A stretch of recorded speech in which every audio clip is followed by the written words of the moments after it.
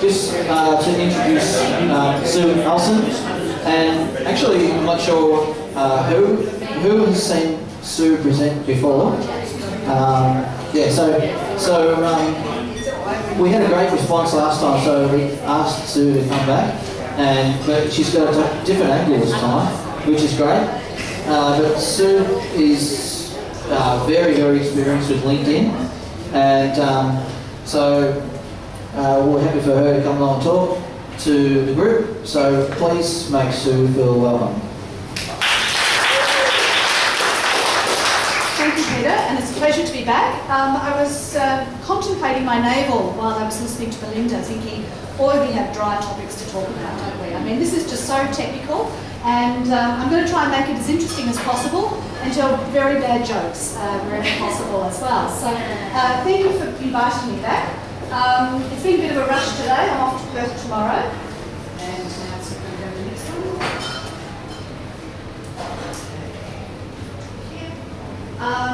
I'll be showing you this slide at the end as well. What I've started doing with my presentations, it's a really good tip if you do make presentations.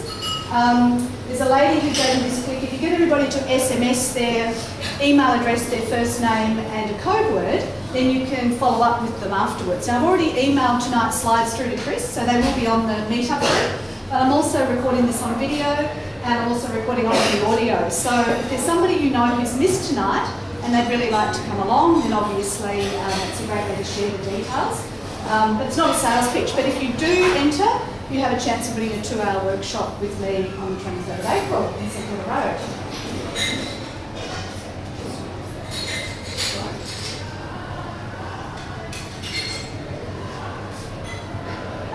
So I heard somebody asking before about, is LinkedIn worthwhile? Well, it was started in May 2003 and I joined on the 21st of December 2003. In terms of stats, I've got another slide going to show up in a minute, but I generate heaps of business for both myself and my clients through LinkedIn. I've increased my number of connections by 2,000 since I ran my last session for the SEO Meetup. And I've got rid of all the tire kickers, those people who ring you up and they're never going to pay you any money, but they will ask you heaps of questions. So now my LinkedIn profile is written in such a way, don't call me unless you want to book time with me. And it's worked really, really well at weeding out the people I don't want to work with.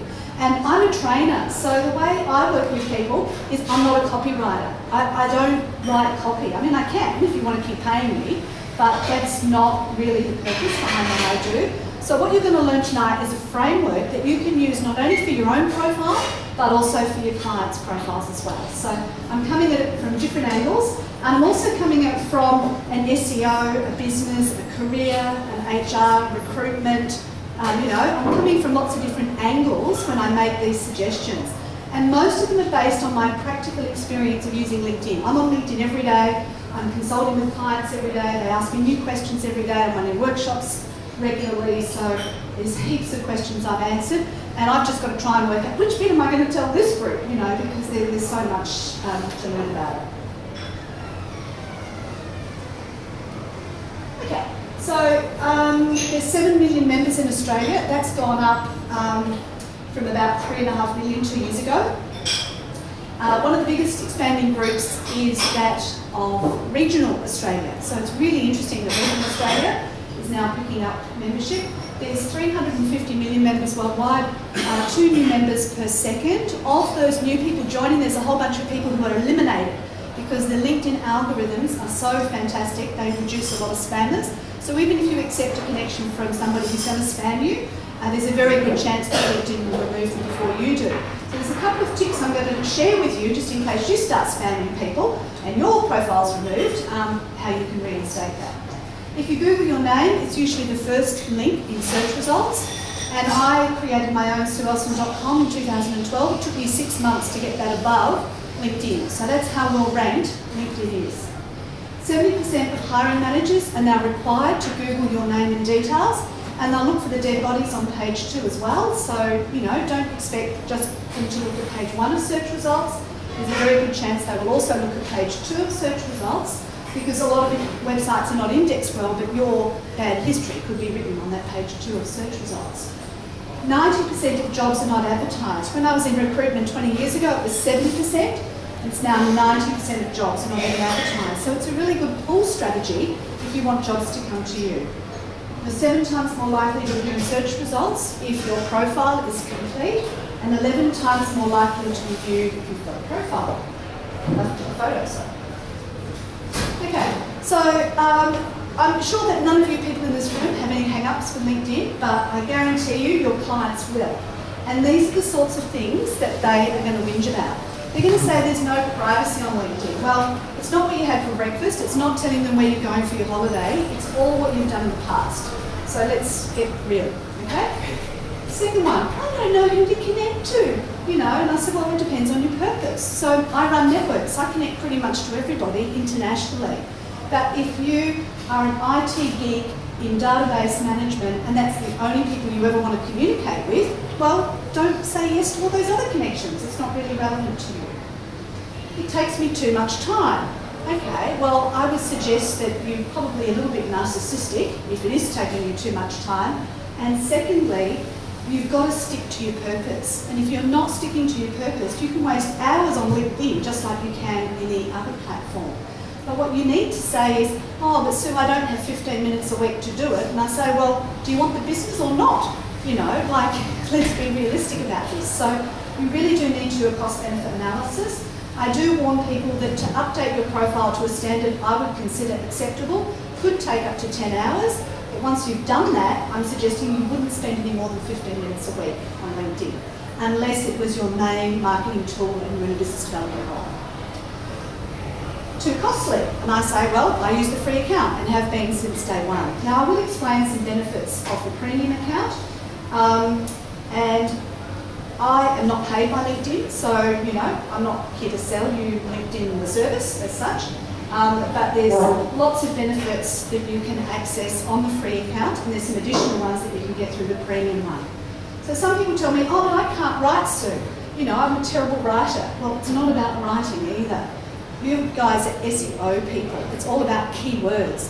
So long as the text makes sense and you don't write Java, Java, Java, Java, Java in the headline, which makes you look like you're an idiot, and it's good for keywords, but not good for the user experience, then obviously you can compile a LinkedIn profile. I'm scared of computers, okay? So there's a lot of people in the over 50 age bracket, and I teach a lot of them at the CAE, where I run courses on introduction to personal computers and the internet, iPhone for seniors, and how to build a simple WordPress website. But, you know, we're in a digital world now. This is part of it. And it's actually really good for people who are maturing in their career. Because when they leave their job, how do they keep in touch with all of their friends? But most people will keep their LinkedIn profile up to date, at least with their email address. So if you've been working with somebody for the last 20 years, and then you're out on the streets, but you can still find out what Bill's doing and what, you know, Mary's doing and so on, it's a way of keeping yourself connected and feeling like you're part of the normal world. And so I think it's really important as a relationship maintenance tool. And worried about your English, because a lot of people I speak to are from different countries. Well, get it proofread. You know, how hard can it be? It's not that expensive to get something proofread.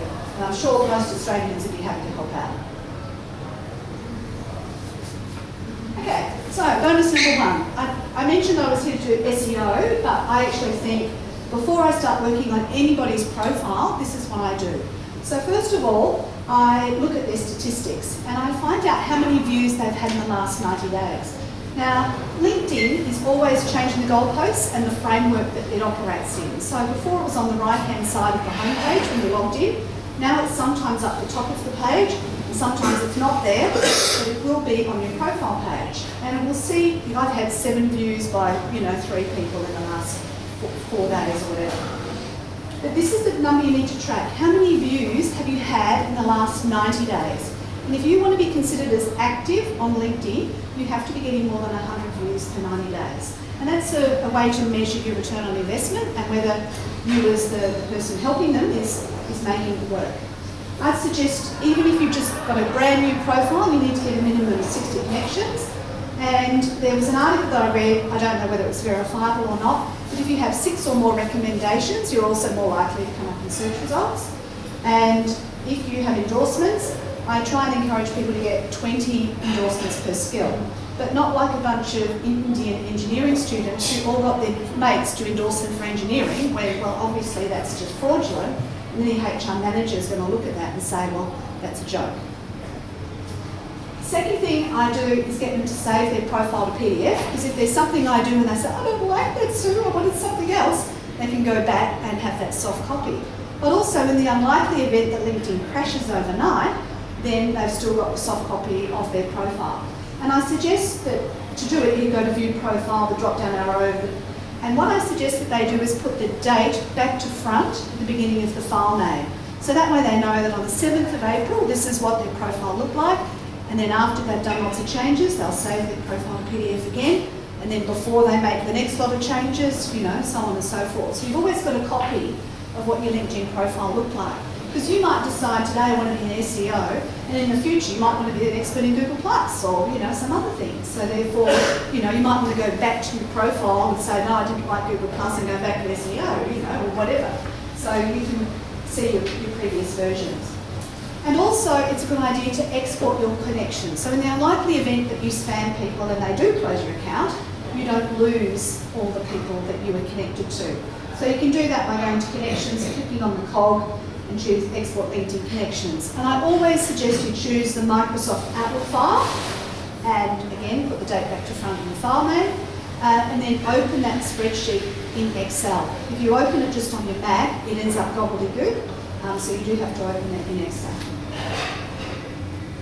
Okay, so the next thing is, I don't like teaching LinkedIn without explaining this framework, because this determines all of the content that you put on your LinkedIn profile. And I've tried to explain it in things that you already understand. So you already know about the importance of keywords. So with LinkedIn, you don't have endless supply of space to put your keywords everywhere. So you need to make some choices. What are going to be your primary keywords and what are going to be your secondary keywords? And then you'll use those keywords in relevant positions. You then need to think about the computer experience. So to make LinkedIn find your profile in the search results, you have to have your keywords in the profile. You have to have those keywords frequently in the profile, and you also have to be active on the platform. And I call that feeding the beast. You know, if you're active, they like it.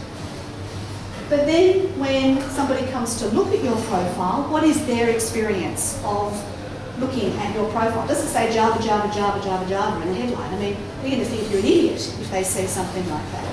So, regardless of what you want to do or what you've been doing in the past, what you're doing now or in the future, you have to tell that story in your photo, headline and summary. That's where you really have to focus on what's happening now and what you want to do. It has to be consistent, easy to read. You have to put a bit of bling, not just text, videos, images, you know, link to YouTube, that kind of stuff. But don't be a try-hard. One of my clients, he worked out how to add pictures and then he had pictures of everything, you know, and it just looked ridiculous. So don't go overboard with any of this. And don't spend a day, every day, writing another post and sharing it and liking everything, because what people will think is, don't they have a proper job? You know, what they're doing on LinkedIn. So, you know, that's why I say 15 minutes a week should be enough. Include your contact details and calls to action. I cannot believe the number of people who don't put their contact details on LinkedIn. You found people and then you make no way of letting them reach you. So you need to include your contact details in the contact information box, which your contacts should be able to see. I had one client today, she'd entered her mobile phone number in the mobile phone number box and didn't show when I looked at it, when we're connected. So you can't guarantee that it's actually going to appear on someone's computer, even if you put it in the contact box. And obviously write it in the international format, because most people look at LinkedIn on their mobile and then they can press and call. So you need to include that phone number or that email address with spaces by robots, or your Skype address in the summary and in the advice for contacting you section, which is another one down the bottom. You need to have it in two places as well as the contact info box. And you also need to say, call me if you're interested in click-winning content, Google AdWords, you know, whatever it is. And also, when someone looks at your profile, you want them to say, hell yeah, you know, Melinda's the girl for me. I want to work with her. Or hell no, what I was actually looking for was Facebook advertising, which she doesn't do, so that's a hell no. So why would they ring Melinda? She doesn't know about Facebook, so you don't want the person to contact. I hope you don't mind me using you as an example. Okay, and also as recruiters, we are taught that past behaviour predicts future behaviour. So if you don't tell us what you did previously, how can we know that you ever did it? But also, if you did do it, there's a very good chance you'll be able to do it again. So therefore, we're much happier to read past behaviour because it will predict future behaviour. Okay, so this is my prized intellectual property that I've gathered from loads of experience, and here's where you have to focus your keywords. The number one important position is in the headline. The second most important position is in your current job title, and the third one is in your past job title. The fourth one is in your education section, then your summary, then your experience. And then it goes in a very much more descending order from there. But some unique places that you can put either your primary or your secondary keywords are in the address box.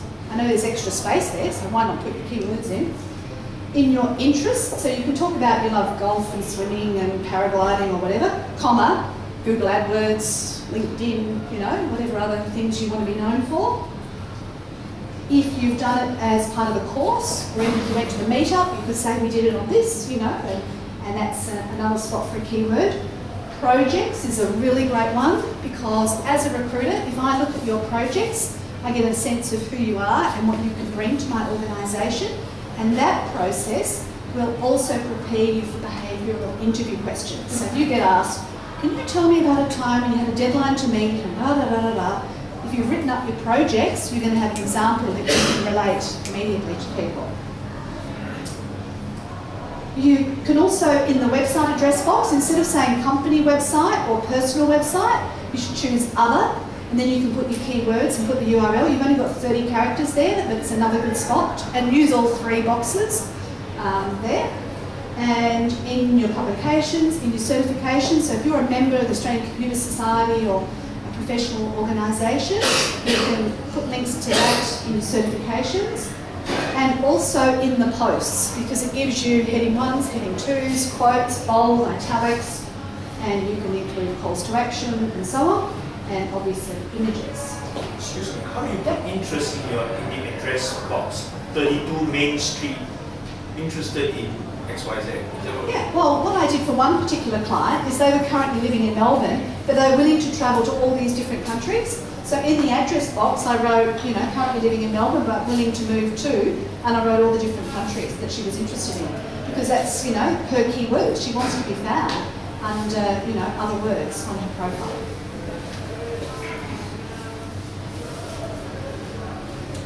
Okay, so here is how I describe how to do it. So with your unique keyword, you put your primary keywords in your headline. So please do not waste your time putting seeking opportunities in. Nobody is going to search for someone who is seeking opportunities, and it makes you look terribly desperate. Okay, so please do not write anything like that. I read one guy's profile, my business collapsed due to the global financial crisis, but I'm available for anything, I don't mind what it is. And I thought, right, I don't want to employ that guy. So, no, just please don't look desperate. I don't care how desperate the situation is, don't look desperate. In your current job title. So, when I first started going to seminars on websites back in 1999, we kept talking about usability. But of course, that expression has moved to accessibility for websites and user design and UX and CX and customer design, customer experience. So you need to think about the old words that we used as well as the new words. So for example, when I was at this conference in Adelaide last year, it was with all these people who help you with your career. Now, if you were looking for somebody to help you with your career, what would you look for? A career what? Advisor? Coach? Right. I thought of career counsellor because that's what they call them at school, right? So I put in career counsellor Adelaide, and of course nobody came up. And the reason no one came up was because they all call themselves career development practitioners. Well, the general public has no clue what a career development practitioner is. So it's great if you want to be found by other career development practitioners, but useless if you want to be found by somebody who's looking for a career coach or career advisor. So that's why I say, think about what the primary keywords are, what other people who are looking for you looking for. So if your current job title was a UX manager and your previous job title was a UX coordinator, and then you put dash and you put your keywords after your job title, you've got your keywords in that really vital spot on your LinkedIn profile. And in the summary, you can include it as dot points: usability, user design, user experience. You can put them all there again. And it still makes sense for the user who's reading it. And in your subjects, in your qualifications, and then in your experience. So as an example, I started training in 1987, but because my job at Westpac started in 1982, LinkedIn thinks I've been training since 1982. So if you've done anything to do with SEO in any other job, and you put that further down in your career, then LinkedIn says this person's been doing SEO for a lot longer than 6 months. You see the point? You've got to put those keywords in the different sections. So here's some real copywriting editorial techniques. So obviously, check your spelling, please. A lot of people can spell and they get really irritated by spelling mistakes. Use dot points with keywords. If you have a number less than 10, you usually write it as a word, so that you would write TWO instead of 2. And spell out acronyms. So if there's a lot of acronyms, like you might know SEO, search engine optimization, somebody else might actually type in search engine optimization. So you would actually have both on your profile. I also suggest that you remove as many full stops as possible, because the full stop stops the eye. I also recommend that you shorten sentences so that you don't have more than 2 lines of text as you read it, because most people, when they're looking at a LinkedIn profile, are doing this. They're just scrolling. The number one activity on LinkedIn is at 9 o'clock at night on the tablet in front of the TV is looking at people's profiles. Now, I can't see the point, but it's the number one activity. I like reverse stalking, not stalking, okay? When I reverse stalk and I see who's been looking at me, that tells me that my profile's working. I'm attracting the sorts of people, my clients are looking at me, etc., etc. So I really love reverse stalking. Create some white space and write URLs. So a number of people don't have a company profile on LinkedIn, so if you write the URL of that organisation you work for, they could then copy and paste that into their browser and say, you know, did John work for this company at such and such a time? So that'll work as well. Okay, activity hacks. So this is where LinkedIn, you feed the beast and it rewards your behaviour. Again, these are all things I've observed through LinkedIn. So if you endorse people, LinkedIn puts your name in front of other people. So if I say, you know, Chris is good at website design and Peter's good at something else and Melinda's good at something else, then it'll say, good girl, Sue, you've been, you know, active on the platform, and now I'll put my name in front of my connections and say, do you know about this? So if you do connect with me, I'd like you to endorse me, but only for LinkedIn. Forget all the others, you know, that's not as much value for me. If you publish a post, LinkedIn will notify all of your connections. So that's a way to directly reach people. If you recommend someone, then your details are on their profile. So strategically, you know, it could be good for you to have your details on somebody else's profile. If you view others, there's a 30% chance that they will then view you. So one guy I heard about was so keen to work at a company, he just kept contacting them all the time, over and over. Every time a job came up, blah, blah, blah. Because eventually a job came available and he got it. Because he was constantly viewing them and constantly showing his interest. And that's actually a better success rate than cold calling. So even as a sales strategy, just viewing people can help you. And if you follow a company, the LinkedIn Recruiter service, like the National Australia Bank, they pay 10 grand a year to subscribe to LinkedIn Recruiter. And if you are already following the NAB, there's a much better chance you'll be chosen as somebody they'll tap on the shoulder. And at Coles, of the 100 and something HR jobs that they had, they recruited for last year, nearly 30% of those were based on they found talent and they created a job for them. So don't think that there's not hidden jobs out there. People don't look for talent and then bring it in because they do. Premium hacks. So if you do pay for premium, I suggest, of course, that you do those free stuff first. And then if you've prepared your profile and you've been active and you've got your keywords in and frequently, and you've determined what your strategy is for using LinkedIn, if you pay for premium, you will be able to have emails, which enables you to email people directly. You'll also appear higher in search results. So if you've got the word SEO written 10 times and somebody else has got SEO written 10 times, you will come up higher. You will be able to research beyond first and second level connections. So you will also have access to everybody in your search results. You get much more comprehensive analytics to say how people found you. You are also in the higher list of preferred candidates when you apply for a job online. And there's a bit of prestige. Well, if they can afford premium, they can't be too, short of money. So there's a bit of perception value. But I still don't believe it's worthwhile. I mean, if you didn't put the word SEO in your profile and you paid for premium, do you think anybody's going to find you? There's going to be no point in that. So that's why I say do those other things before you pay for premium. And also, you have to give them your credit card even when you do the free premium. And it's a bit like the gym. You won't go there, and it will keep coming out. So, put it in your calendar to delete the after 1 month free, unless you're actually getting value out. That's my mum tip. Okay. So, complete the full LinkedIn profile. These are what you need to go home and do. You need to explain your transferable skills. So you're working with Ford, Holden and Alcoa, all businesses leaving the country. And of course, these people have to find work. And so one of these guys is a grip test engineer. Does anyone in the room know what a grip test engineer does? Yeah, that's pretty much the response I get everywhere. So, you do? So the guys that coordinate mechanics behind, like, you're talking about cars, vehicles, yep. right? So the grip test, these guys look after how traction works on friction when they're driving. So, like, if their brakes are working well, and how fast is their torque. Yeah, it's brakes, it's suspension, it's road design, it's idiot behind the wheel, it's the atmospheric pressure. There's so many variables of what a grip test engineer does, but if he doesn't explain that, how the heck do I know what transferable skills are there? So I worked with somebody recently who spent 30 years in rail, and his job has disappeared, there's nothing. So you think, oh well, there's no other jobs. I mean, I've only ever worked in rail. But what we did is we changed the words he used in his headline to talk about his transferable skills rather than just everything about rail. And then, of course, he started getting 4 phone calls a week. Can you come and work for us? And he's a very senior level executive.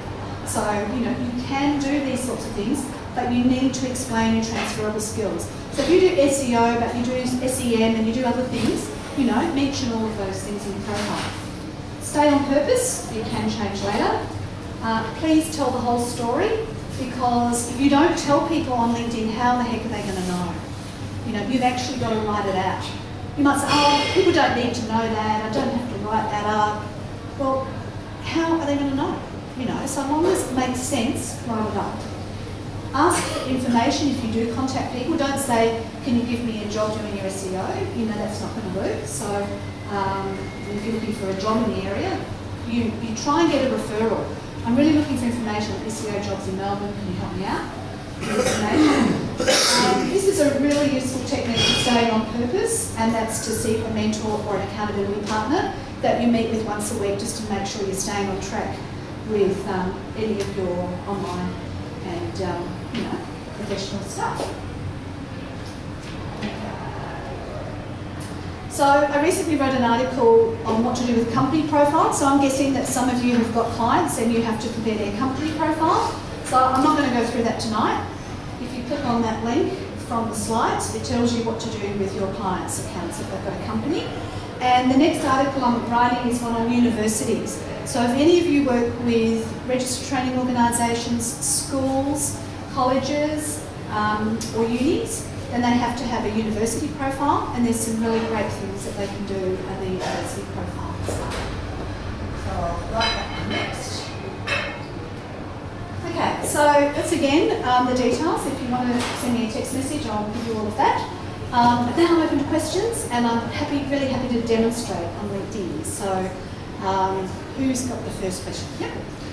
Obviously, as LinkedIn evolves, there's lots of development. The one thing that we've noticed is the industry types that we've given. So in your experience, we've requested they add one, which is a global industry, and we're all miffed as to why they don't. Tell me how to do it. You can't. Come on. Look, it's very frustrating, but I don't believe that's the only place that you need to have your keyword. So, you know, there's a lot of people I end up having to put into management consulting category, and it's not what they do, but there's nothing else that is anywhere close at an executive level to determine it. So, in my view, there's many other places to put your keywords, which is higher value in terms of search results. We're not concerned about keywords because we're a global organisation with What's your 8,000 employees, and we're fine when they do their LinkedIn profile, even though we've got a template. Yep. Some of them will do HR consulting, some do family services, some do logistics. So the profile globally is inconsistent. Yeah. You really need to think though that each person has a different speciality. So what is the nature of the business? Global relocations. Relocations, okay. And so there's nothing on global mobility, nothing. No. Yeah. Look, we're the poor cousin because I've been in global mobility for a number of years. So yeah, it could be a long battle, is all I can say. Sorry. Next question? Yep. Just what do you think about the LinkedIn ads? I haven't heard anybody who's got business out. Right, bottom line. Next one. Sue, what's the best arrangements, please, for posts? Like supposing somebody is blogging, Yeah. should they be posting a summary on LinkedIn, or should they be doing a separate independent blogging process? Yep, okay. It really depends on your purpose. Yep, I always believe that there should be an archive of all of your content on your own website. Absolutely number one. But sometimes I see social media and LinkedIn and everything else as a set where there's another lot of eyeballs, and which lot of eyeballs want this information. So that article I wrote on your company profile, even though I'll put a copy of that eventually on my own website, I published it there first because that's where the audience is. So you really need to think about where is your audience, and that determines where you publish. But if you are going to write on LinkedIn on a regular basis, I wouldn't do it any more than once a month. And I would absolutely make sure that every blog post was fantastic quality and had heading 1s, heading 2s, calls to action, useful content, links to other stuff, you know, all that SEO validated content. Yep. Is LinkedIn of any purpose other than people looking for jobs? I mean, it was probably a year or two ago, it seems to be promoting itself as some new content delivery system. It is, yeah. So first of all, it started off as professional members. Its second incarnation is a publishing platform. Its third incarnation that they're moving towards is B2B. So that's where it's going. Yeah. So, but at the end of the day, it's all about jobs.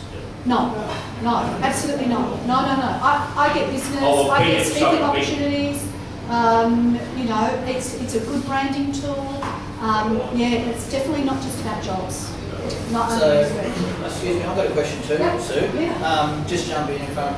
But yeah, just what I'm finding is with LinkedIn is since they brought out the feature where you can do blog posts on LinkedIn, it just seems an awfully crowded space now. It So is. everybody's blogging on LinkedIn all the time, and so what I'm finding is that a lot of that's just becoming part of noise again, It is. because it's just this whole thing about everyone's just blogging the hell out of it, you know. Yeah. And so, what would you say about blogging on LinkedIn?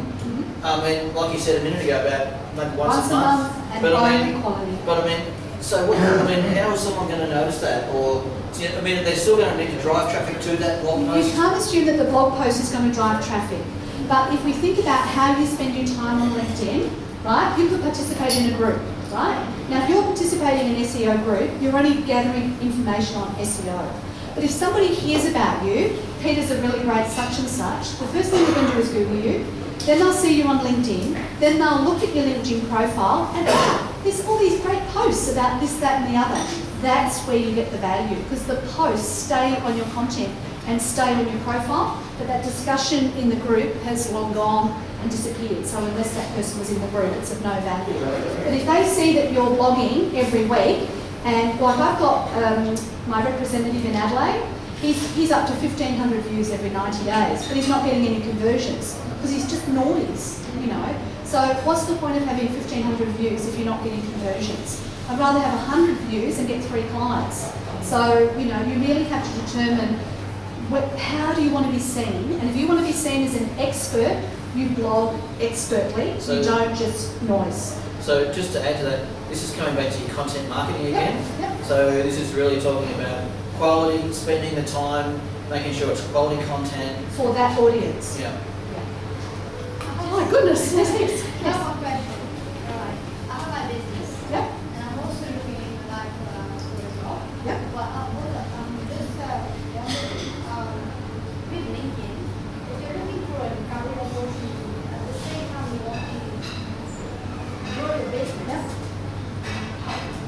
how do you prioritize? Okay, well, I've got about 6 jobs at the moment. So I'm a freelance job search consultant for NetExpat. Yeah. And I do LinkedIn training for an outplacement firm at Farnham Lane. Yeah. And I teach at CAE, and I run 3 networks. I mentor another one. I'm on the RE Victorian Council, and all of it is on my LinkedIn profile, right?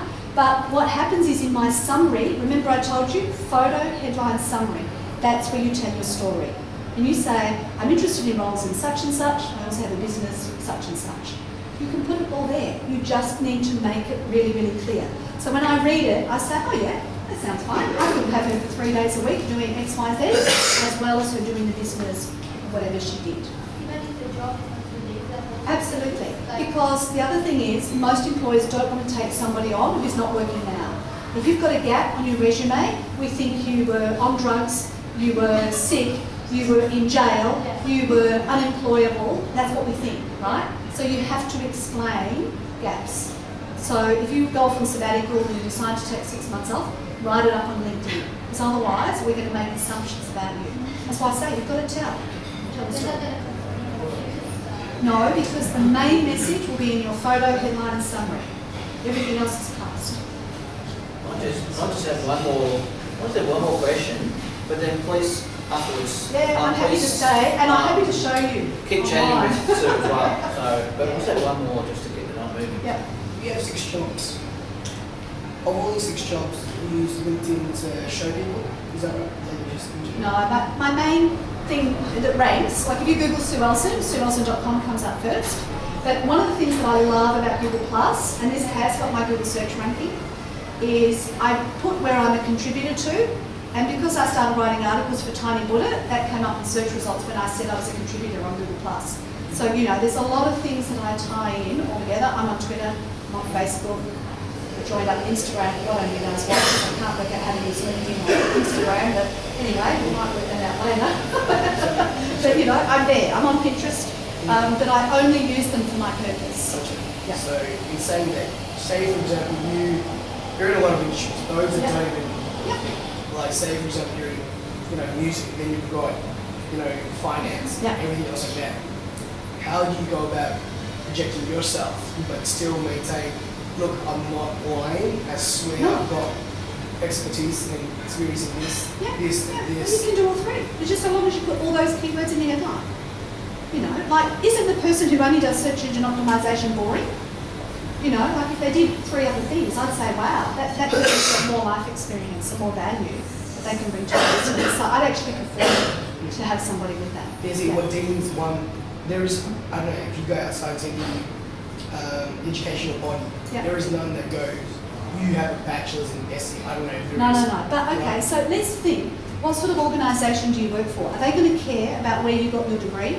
They're going to care about the value you bring and how much you improve their bottom line. If you can show your value, they're going to employ you. Okay? So if you've got 24 years in SEO, that doesn't mean you're going to get the job.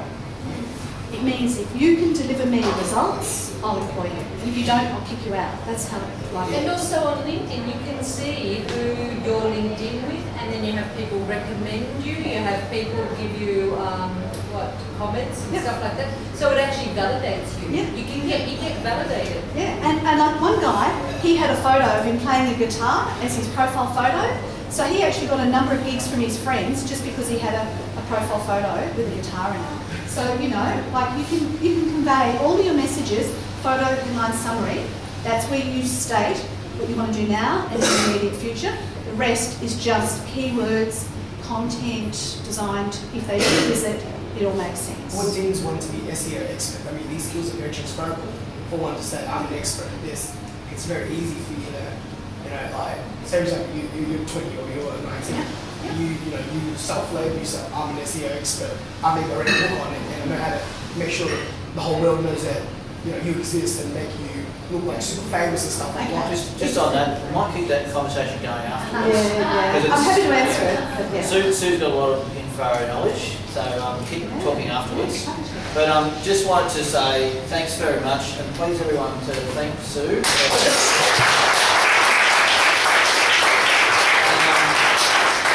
And just to say, next month we've got David Jennings from Melbourne SEO Services, and also Troy Dean from Elevate. So next month's going to be a great one, all about authority content and content marketing and how to position yourself with authority within the marketplace. So very